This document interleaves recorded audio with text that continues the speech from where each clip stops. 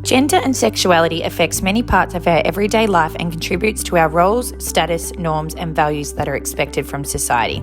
Starting off with some definitions, gender refers to socially defined and learned male and female behaviours that shape the opportunities that one is offered in life. It also is the roles one may play and the kinds of relationships that one has. It is distinct from sex. Sex is biologically determined and a fixed set of characteristics in which we are born with. Gender and sexuality should be irrelevant for planning HIV prevention campaigns.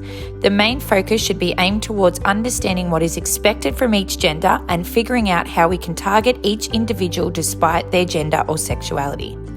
HIV prevention campaigns should be targeted at 1. Awareness of the impact of behaviour.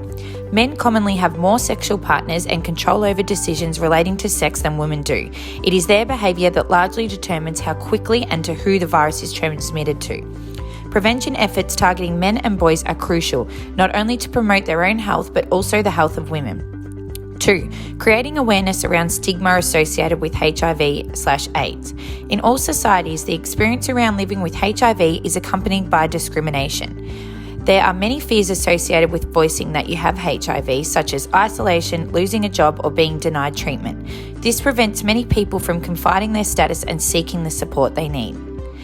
In Africa, the feminisation of AIDS is most visible, with stats showing that for every HIV-positive young man between 15 and 24 years, there are 3 HIV-positive young women.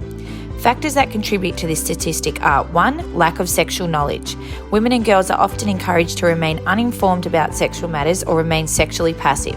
Traditional norms of virginity for unmarried girls impede young women's freedom to seek important sexual health information, including knowledge about HIV risk.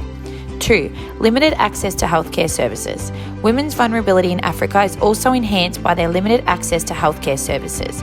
Whether it be because of their household obligations, limited mobility, or insufficient funds, women often face greater challenges to accessing healthcare services. Gender plays a big role in how people living with HIV are treated in the healthcare setting. In Africa, there are significant obstacles to meeting women's health needs, and many cultural and practical issues make it difficult for women to access healthcare services. Women often do not have adequate money and resources for transportation to and from the healthcare facilities. Also, many women prefer to be assessed by a female health provider. However, in many parts of Africa, there are limited numbers of female providers. On the other hand, there are also gender inequalities in the healthcare setting which have negative impacts on men. Traditional masculine roles cast men as taking risks, being unconcerned about their health, and not needing help or healthcare. These perceptions create barriers for men in assessing HIV prevention, testing, and treatment. Women are more likely than men to attend healthcare services because of the availability of women-targeted clinics.